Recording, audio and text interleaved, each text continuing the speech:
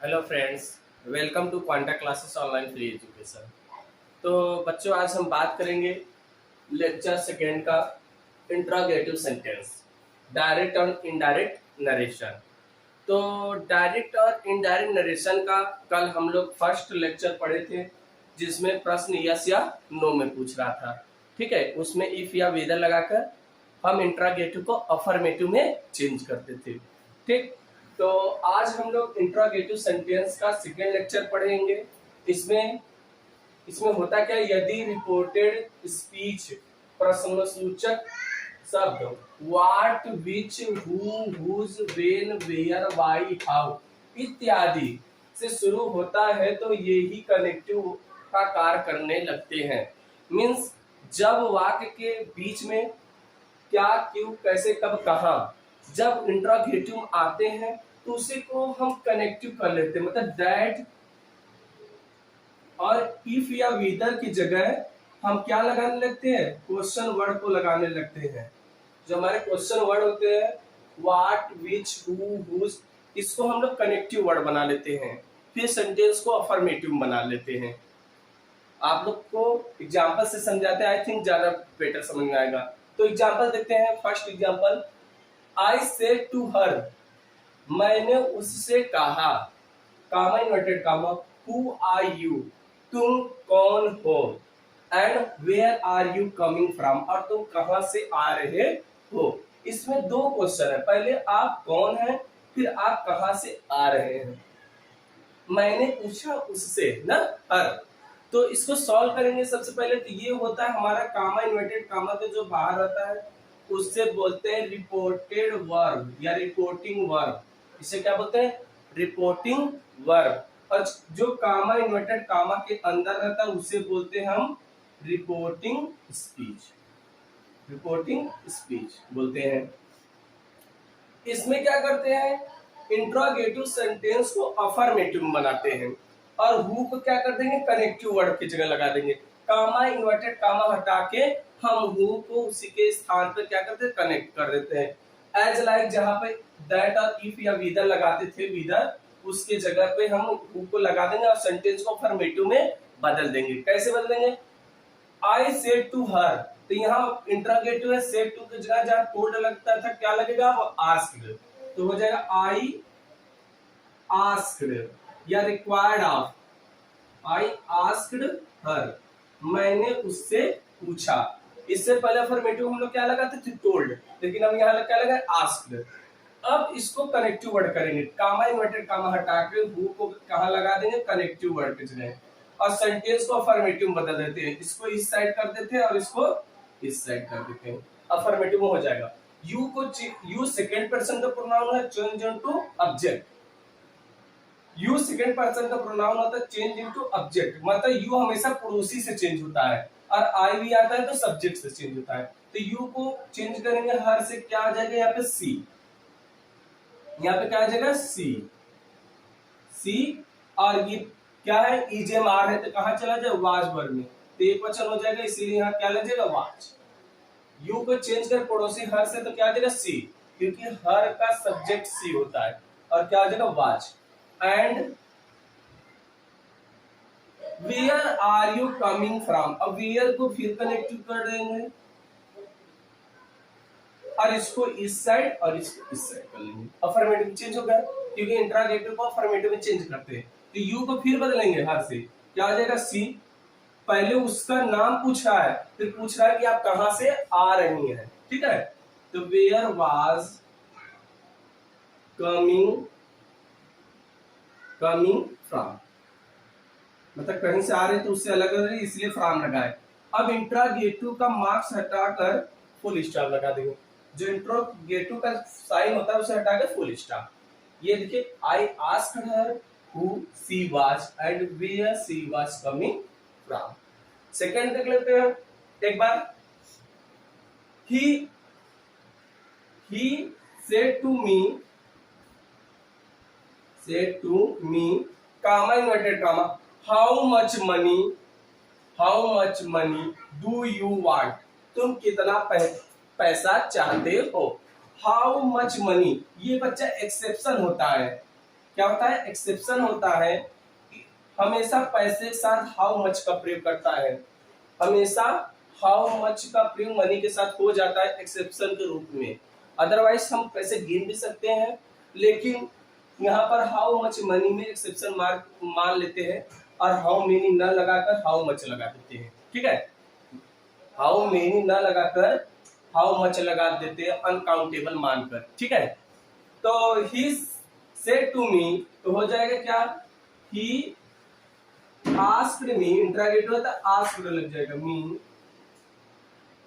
मी कामा inverted कामा हटा के how much money, ये इतना हमारा क्या इंट्रोगेटिव है, हाउ मच मनी। देखिए इसके बाद सहायक क्रिया आया है, इसमें देखिए हेल्पिंग वर्ब यहाँ पर है, तो हेल्पिंग वर्ब के इसको इस साइड और इसको इस साइड करते हैं। ठीक है, तो कहा हमारा हेल्पिंग वर्ब यहाँ से चल रहा है, डू और डच हमारा हेल्पिंग वर्ब होता है प्रेजेंट इंडेफिनिट का, तो इसीलिए इतना कनेक्टिव वर्ड कर देंगे। जहां पे दैट और इफ लगाते थे वहां लिखेंगे how much money, how much money. अब इसको इस साइड ले जाएंगे और मी से चेंज करेंगे, क्योंकि इसका पड़ोसी क्या है, मी, ऑब्जेक्ट क्या है, मी, तो यहाँ क्या आ जाएगा, आई, और प्रेजेंट इंडेफिनिट पास्ट इंडेफिनिट में चेंज हो जाएगा, तो क्या हो जाएगा, वांटेड, क्या हो जाएगा, वांटेड। फुल स्टॉप लगाएंगे ना क्वेश्चन मार्क। एक बार फिर से समझा रहे हैं, ही आस्क्ड मी, इतना समझ में आया आप लोग को। उसके बाद हाउ मच मनी को कनेक्टिव वर्ड बनाएंगे, क्योंकि हेल्पिंग वर्ड यहाँ पर है, इसीलिए इतना इंट्रोगेटिव, इतना क्या हो गया हमारा, हाउ मच मनी हो गया। इतना इंट्रोगेटिव होता है ना, कभी कभी how much, how many, whose और विच के साथ अनकाउंटेबल नाउन भी आते हैं, इसलिए तो इसमें नाउन जोड़ देते हैं। ठीक है, हाउ मच मनी, उसके बाद इसको चेंज कर देंगे ऑब्जेक्ट के साथ, आई आ जाएगा, और ये प्रेजेंट इंडेफिनिट चेंज कर देंगे past indefinite, wanted, I wanted, how much money I wanted. तो आई थिंक आप लोग को समझ में आया होगा, तो इसको नोट करिए। इसका नेक्स्ट जो रूल है बता देते, इसके साथ हमारा इंट्रोगेटिव सेंटेंस डायरेक्ट और इनडायरेक्ट नरेशन का कंप्लीट हो जाएगा, क्योंकि इसमें ज्यादा रूल नहीं था, हमने 60 में रूल पढ़ाया, एक रूल में कंप्लीट करा देते थे, यस या नो में जो प्रश्न पूछते थे अफर्मेटिव में बना लेते थे हम लोग इफ या वेदर लगाकर। सेकेंड हमारा what, which, who, whose, when, ऐसे क्वेश्चन पूछते थे, सेकंड रूल में हम बता दें इसको कनेक्टिव वर्ड करके अफर्मेटिव मतलब देते हैं। ठीक है, एक रूल और पढ़ाते हैं, इसके साथ इंट्रोगेटिव सेंटेंस डायरेक्ट और इनडायरेक्ट नरेशन कंप्लीट हो जाएगा। कल के लेक्चर में बात करेंगे इंपरेटिव सेंटेंस का, जो डायरेक्ट इनडायरेक्ट नरेशन का है। ठीक है, कल हम लोग इंपरेटिव सेंटेंस पढ़ेंगे, तो नोट करिए। इसके बाद एक रूल्स और पढ़ा देते हैं इसमें।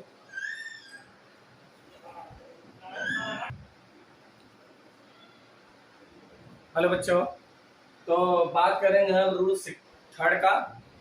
इसमें क्या होता है बच्चा, जब प्रश्न यस या नो में आंसर टू क्वेश्चन पूछे, मतलब इसमें क्वेश्चन में आंसर पूछे या आंसर में क्वेश्चन पूछता है। ठीक है, तो मतलब जैसे क्वेश्चन दिया आंसर पूछता है, तो क्या करते हैं, रिपोर्टेड स्पीच में आए हुए यस या नो के, रिपोर्टेड स्पीच में, देखिए ये रिपोर्टेड स्पीच है ना, जो कामा इन्वर्टेड कामा के अंदर होते हैं, रिपोर्टेड स्पीच होते हैं ना, में आए हुए यस या नो के स्थान पर पहले वाक्य के सब्जेक्ट और वर्ब को दोबारा निम्न प्रकार से लिखते हैं। उसी सब्जेक्ट और वर्ब को हम निम्न प्रकार से लिखते हैं, जैसे सी सेड टू रीता, वह रीता से कहती है, comma inverted comma, can you lend me this watch, क्या तुम मुझे ये वॉच, मतलब ये घड़ी उधार दे सकती हो। रीता सेड यस, रीता कहती है हाँ मैं दे सकती हूँ ना, तो रीता, सी से टू रीता, तो हो जाएगा हमारा सी आस्क्ड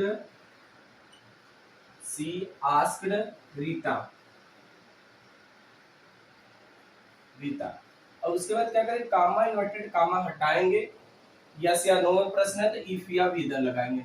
ठीक है, यू को बदलेंगे रीता से, हो जाएगा सी, हो जाएगा सी, कैन का हो जाएगा कुड, लैंड, मी को बदलेंगे सब्जेक्ट से हर, न हर, मी को बदलेंगे हर, दिस वॉच का दैट वॉच कर दीजिए, चाहे एक दिस रहने दीजिए, दैट वॉच, यहाँ दिस भी लगा देंगे कोई दिक्कत नहीं ना, अब सी रीता सेड यस, अब यहां से बातें करना है। क्या रीता कह रही है यस, तब यहाँ पर पॉजिटिव बता रही है, आंसर पॉजिटिव दे रही यस में, तो क्या हो जाएगा, रीता ही फिर से रिप्लाई करेगी, तो लिखेंगे रीता, रीता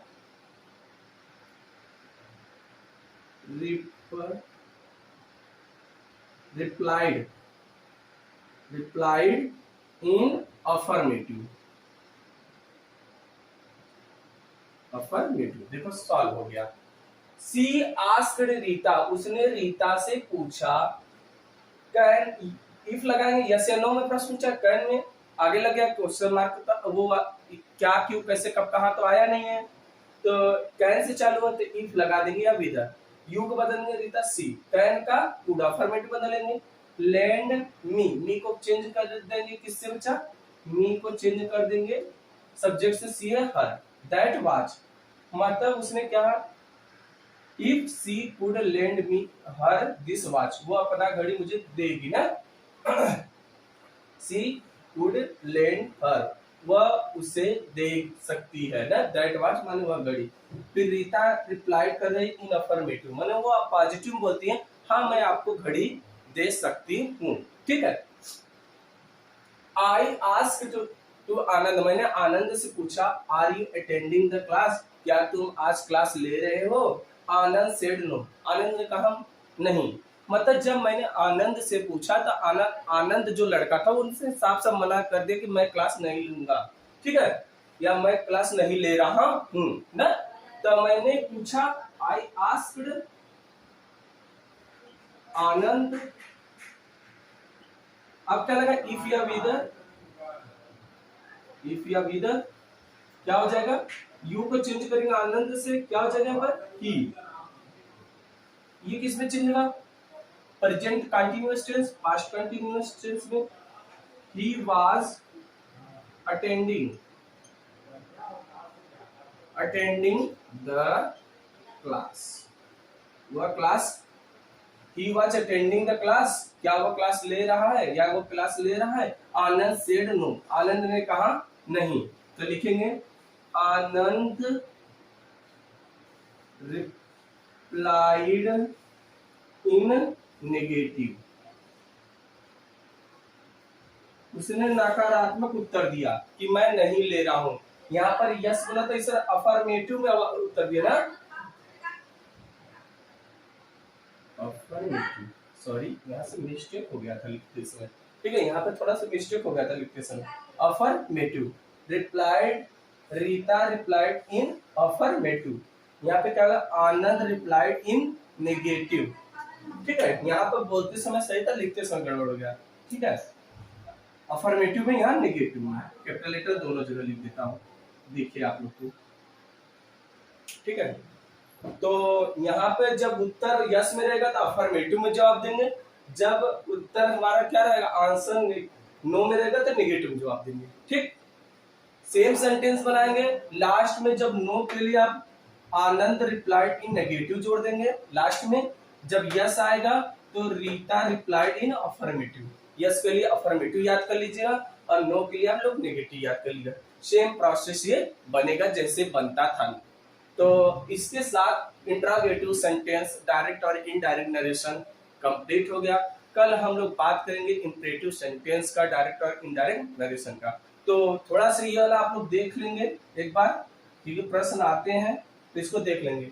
यस के लिए अफर्मेटिव लगाएंगे और नो के लिए नेगेटिव लगाएंगे, ठीक है। तो बाय बाय बच्चों, टेक केयर।